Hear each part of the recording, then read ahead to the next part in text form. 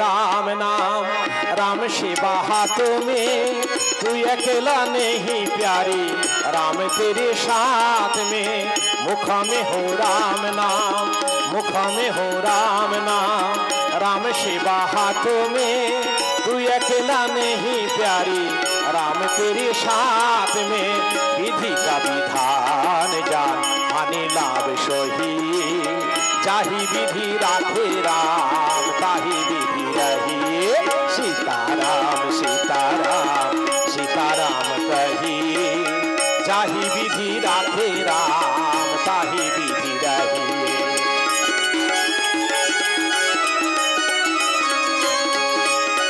তাহলে মুখে রাম নাম করতে হবে, হাতে রামচরণ সেবা করতে হবে।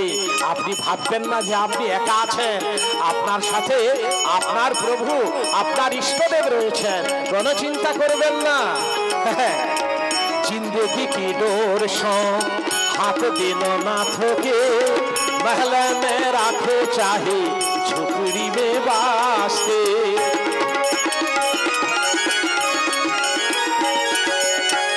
আপনার জীবনের রশ্মি ভগবানের উপরে ছেড়ে দিন যে হে প্রভু, আমি রথ তুমি রথী, যেমন চালাবে আমি তেমনই চলবো। এইভাবে প্রভুর কাছে আত্মসমর্পণ করুন। এই দুবাহু তোলার উদ্দেশ্যই হলো প্রভুর কাছে স্যালেন্ডার হওয়া। এই যে কীর্তনিয়ারা বলে না যে যার হাত আছে হাত তোলো, আরে বাবা এটা বললে হবে? শারীরিক কোনো সমস্যা থাকলে হাত তুলতে পারবে, আমাকে বললে আমি পারবো না, আমার এগুলো যন্ত্রণা হয়, এগুলো ঘোরে ঘোরে অপরাধ হয়ে যায়। কীর্তনিয়ারা বলেন, এটা আমার খুব প্রাণে ব্যথা লাগে বাবা। হ্যাঁ, তবে প্রভুর কাছে একটু স্যালেন্ডার করে বলবেন যে হে প্রভু, তুমি আমাকে তোমার চরণের দাস করে দিও। মহাজন বলছেন, হ্যাঁ, जिंदगी की डोर सो हाथ बिनो नाथों के, महल में राखे चाहे झोपड़ी में वास्ते। धन्यवाद निर्विवाद राम नाम कही, जाहि विधि राखे राम, ताहि विधि रही। सीताराम सीताराम सीताराम कही, जाहि विधि राखे राम, ताहि विधि रही।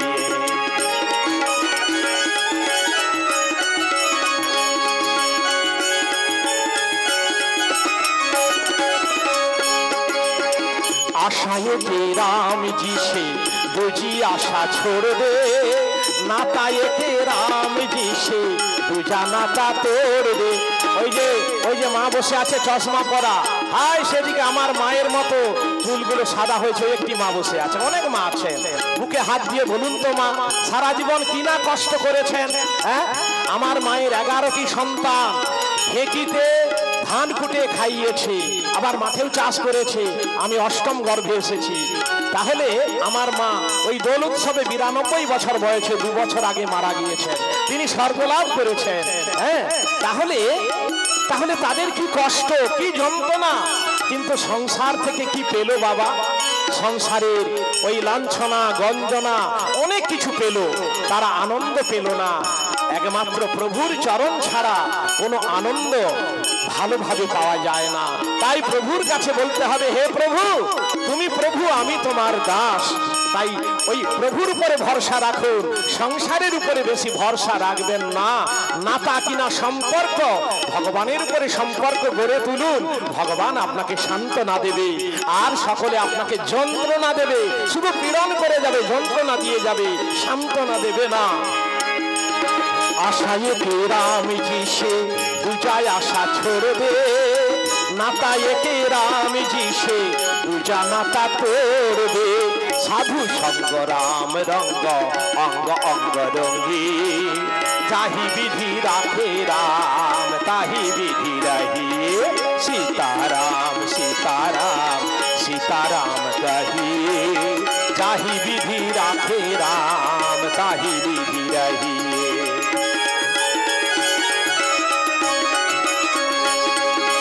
सीताराम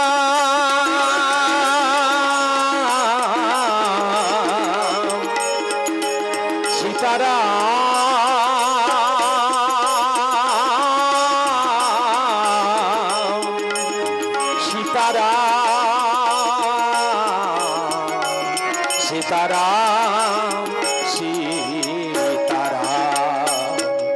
বলে ভগবান রামচন্দ্র কি জয়, জয়, সীতা মা কি জয়, জয়, লক্ষণ ঠাকুর কি জয়, ভরত শত্রুঘ্ন কি জয়, পবন নন্দন হনুমান জি কি জয়, শ্রী গুরু নিতাই গৌর প্রেমানন্দে হরি বল, হরি বল, হরি বল।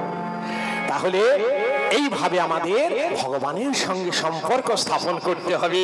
ভগবানের সঙ্গে এইভাবে যদি আমরা সম্পর্ক গড়ে তুলতে পারি কোনো সমস্যা হবে না ভগবানের কৃপা লাভ করতে।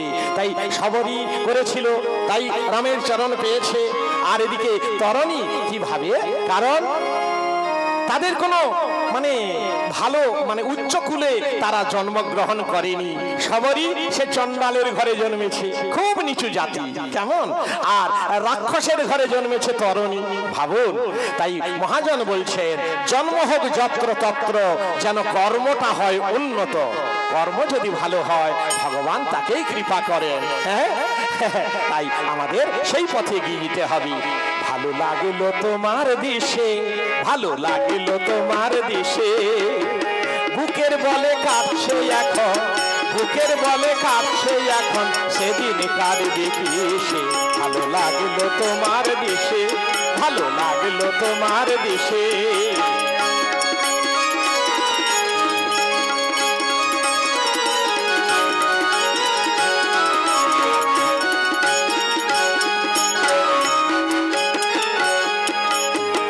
পাপের বোঝা বাঁধছ এতে তারা পুত্র পুষে, পাপের বোঝা বাঁধছ এতে তারা পুত্র পুষে।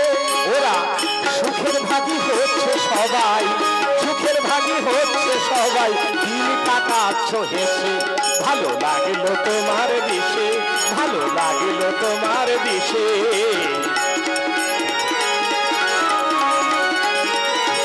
আহা, সমন রাজার নফর এসে ধরবে তোমার কেশে, যেদিন যম রাজার নফর এসে, যমদূত এসে যেদিন ধরবে তোমার কেশে, সেদিন ধাক্কা দিয়ে নিয়ে যাবে, ধাক্কা দিয়ে নিয়ে যাবে, মরবে তখন ত্রাসে।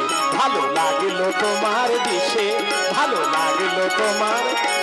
আহা, কহে ফকির হেরো ঘুবি ভিক্ষা তব পাশে, কহে ফকির হেরো ঘুবি ভিক্ষা তব পাশে। সেদিন ডাকতে যদি নাহি পারি, ডাকতে যদি নাহি পারি, দেখো কাছে এসে। ভালো লাগলো তোমার দেশে, ভালো লাগলো তোমার দেশে। শ্রীরামচন্দ্র সাগর সৈকতে বসে আছেন, রাবণ নিধন করে সীতা উদ্ধার করবেন, আর রাবণ যাকে যাকে পাঠাচ্ছেন তাকে তাকে রামচন্দ্র বধ করছেন। আর এদিকে বানরগণ পরিবেষ্টিত হয়ে রামচন্দ্র বসে আছেন।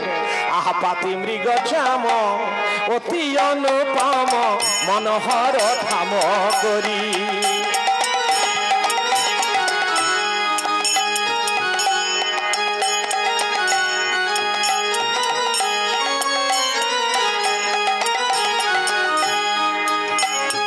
পাতি মৃগ চাম অতি অনুপম, মনোহর ঠাম করি। আবার আছেন বসিয়া রাজি বিলোচনা,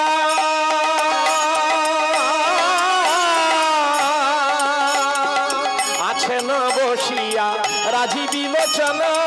মারি মারি কি মাধুরী গো, মরি মরি কি মাধুরী, মরি মরি কি মাধুরী। শোভার বালাই যাই রে, যাই রে শোভার বালাই যাই রে, ওরে রাম রূপে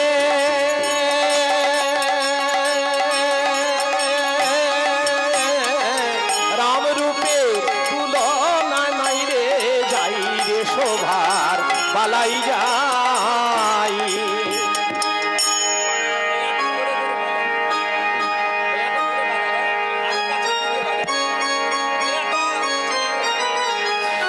এইভাবে রামচন্দ্র বসে আছেন সাগর সৈকতে, বানরগণ পরিবেষ্টিত হয়ে।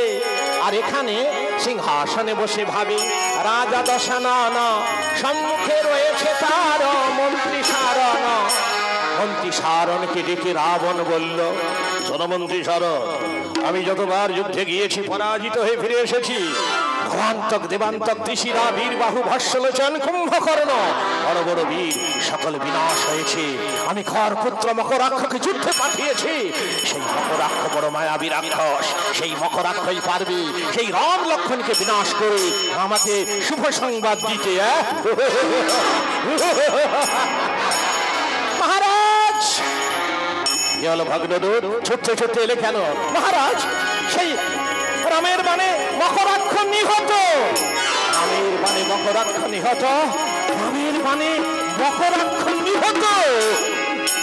হয় ঝঞ্ঝা বহিল বেগে অন্তর অম্বরে, ঝঞ্ঝা বহিল বেগে। আহা ঝঞ্ঝা বহিল বেগে অন্তর অম্বরে, ঝঞ্ঝা বহিল বেগে। ডুবিল আশার তরি দুরাশা সিন্ধুনির, ডুবিল আশার তরি সুদাশা সিন্ধুনির। ঝঞ্ঝা বহিল বেগে অন্তর অম্বরে, ঝঞ্ঝা বহিল বেগে অন্তর অম্বরে। শিখি শিখি ভগ্নদূত, শিখি সেই সেই সেই মায়াবী রাক্ষস মকরাক্ষ সে কোনো মায়া বা কৌশল অবলম্বন করতে পারল না যার দ্বারা আমার শত্রু রাম লক্ষ্মণকে বিনাশ করা যায়। মহারাজ, আপনার এই মায়াগুলি কাজে লাগাবার পূর্বে যদি শত্রুপক্ষে বিদিত হয়ে সাবধান হয়ে যায় তাহলে আপনি জয়ের আশা কি করে করেন? আমি কিছু বুঝতে পারছি না ভগ্নদূত। শুনুন, চমৎকার মায়া অবলম্বন করে গিয়েছিল মকরাক্ষ। মায়া জাল বিস্তার করে রথের চতুর্পার্শ্বে গাভী বন্ধন করে গিয়েছিল। জানে রামচন্দ্র গোহত্যা ব্রহ্ম হত্যার ভয়ে একটিও বান মারতে পারবেন না। তাই হলো ঝাঁকে ঝাঁকে বান মারছে মকরাক্ষ গাভীর অন্তরাল থেকে। আর এদিকে রামচন্দ্র একটিও বান মারতে পারছেন না। রামচন্দ্রের সৈন্যদলে হাহাকার ধ্বনি, ছত্রভঙ্গ, রামচন্দ্রের পরাজয় অবশ্যম্ভাবী। এমন সময় কোথায় ছিল আপনার ভ্রাতা বিভীষণ? ছুটে এসে রামকে সাবধান করলো, পিতা তুমি চুপচাপ দাঁড়িয়ে আছো কেন? ও তো মায়াবী মকরাক্ষ যুদ্ধে এসেছে। মকরাক্ষ সে মায়াজাল বিস্তার করে রথের চতুর্পার্শ্বে গাভী বন্ধন করে এসেছে। তুমি এখানে পবন বাণ যোজনা করো। বিভীষণের কথা মতো পবন বাণ যোজনা করলো রামচন্দ্র। সেইবার মহাশূন্য এগিয়ে গেল আর সমরাঙ্গনে মস্ত বড় ঝড় বইতে লাগলো। আর সেই ঝড়ের বেগে সমস্ত ওই গাভীগুলি দড়ি ছিঁড়ে বিক্ষিপ্ত হয়ে পড়ল।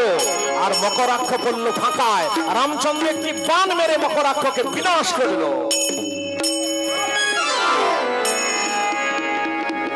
রামচন্দ্র বিনাশ করেছে মকরাক্ষকে। বিভীষণ হতেই আমার এই লঙ্কাটা দ্রুত শ্মশানে পরিণত হতে চলেছে।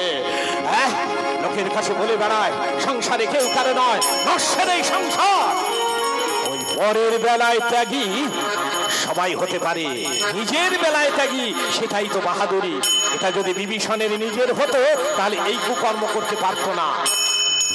মহারাজ, বিভীষণ কত বড় ত্যাগী, একটু পরীক্ষা করলে হতো না? চরম পরীক্ষা করতাম। যদি ওকে আমি কারাগারে বন্দী করে রাখতে পারতাম, ওকে পদাঘাত করে তাড়িয়ে দিয়ে আমি বড় অন্যায় করেছি, বড় ভুল কাজ করেছি। মহারাজ, ওকে পরীক্ষা করবার একটা চমৎকার উপায় আছে। কি উপায় আছে বলো? মহামন্ত্রী শুনুন মহারাজ, আপনার পৌত্র রথী সেনাপতি যুদ্ধে গেলে তাদের মৃত্যু মন্ত্র রামের কানে কানে বলে দেয়। দাঁড়িয়ে দাঁড়িয়ে হাসি মুখে মৃত্যু দেখে। ওর পুত্র তরণী সে তো ভালোই যুদ্ধাভ্যাস করেছে। আপনি তাকে যুদ্ধে পাঠান। তারও যদি মৃত্যু মন্ত্র রামের কানে কানে বলতে পারে তাহলে ভাবতে হবে বিভীষণ প্রকৃত ত্যাগী। তা নয় যদি নিজের পুত্রের জন্য কপটতা করে তাহলে ভাবতে হবে বিভীষণ পরের বেলায় ত্যাগী আর নিজের বেলায় স্বার্থপর। আর দেখবেন আজকে তরণী সেন যুদ্ধে জয়ী হয়ে ফিরে আসবে। বাহ বাহ,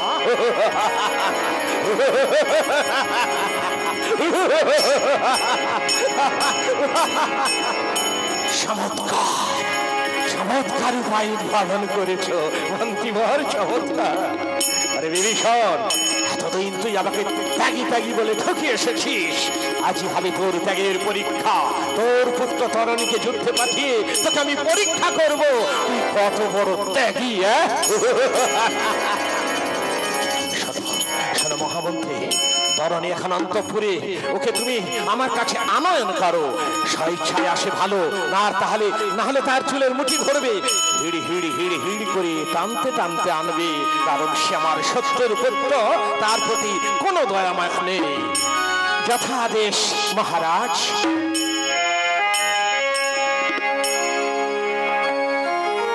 এই বলে মহামন্ত্রী চলে গেল তরণীকে আনবার জন্য।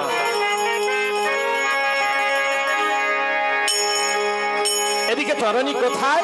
অন্তঃপুরে একাকী বসে বসে ভগবানের নাম করছে, ভগবানের নাম করছে, আর শুধু রামচরণ চিন্তা করছে।